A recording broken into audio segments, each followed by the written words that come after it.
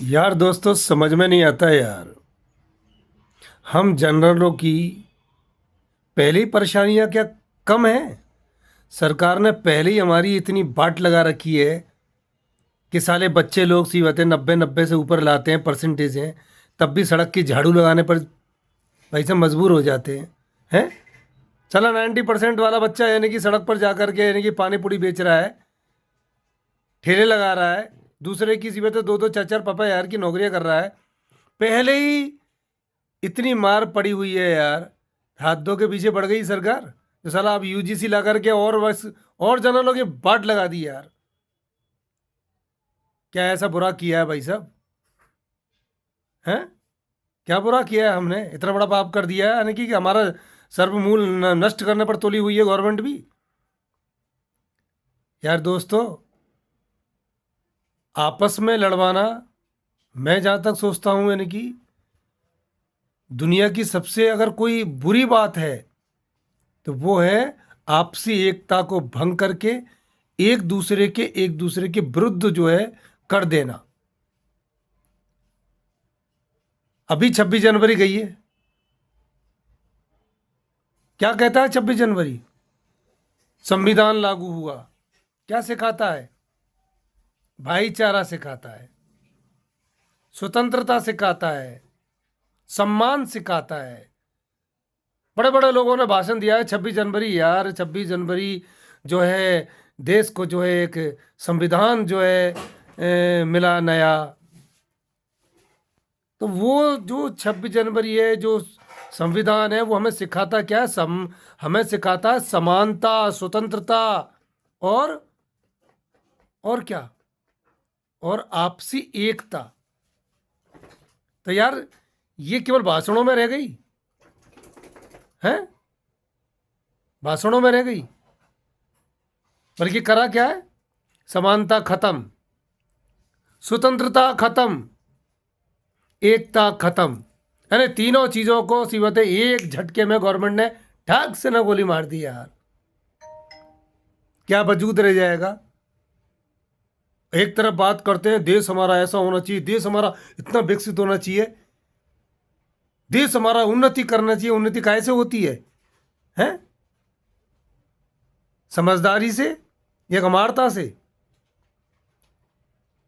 समझदार लोग देश को जमीन से आसमान तक ले जाते हैं और एक गमार ऊपर से नीचे पटक देता है। तो यार पहले ही ये क्या कम थी जो अब ये और थोप दी इस सर पर?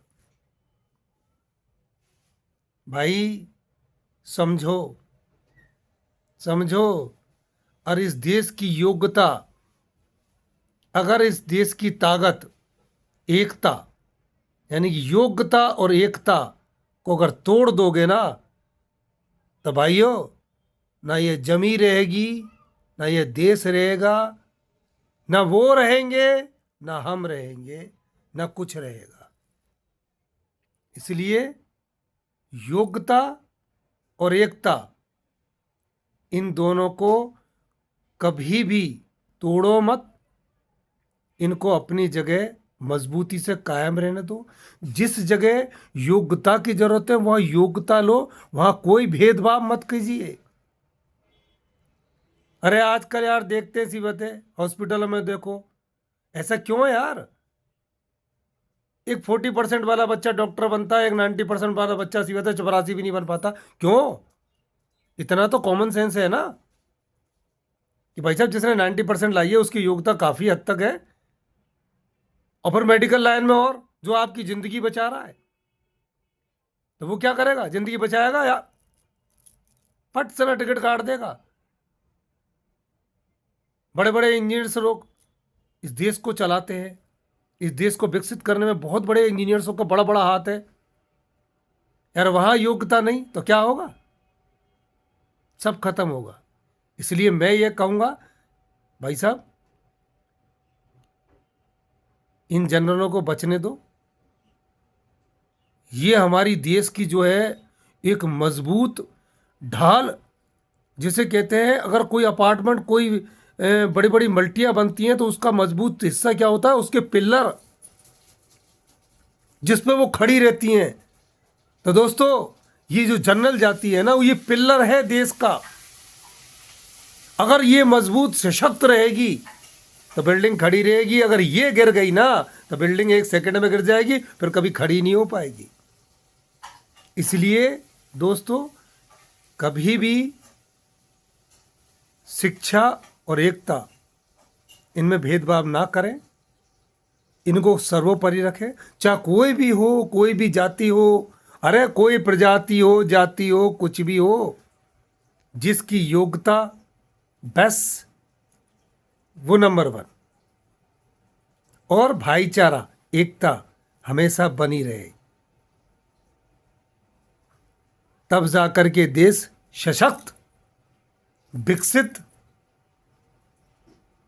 और बुद्धिजीवी बनेगा। जय हिंद दोस्तों।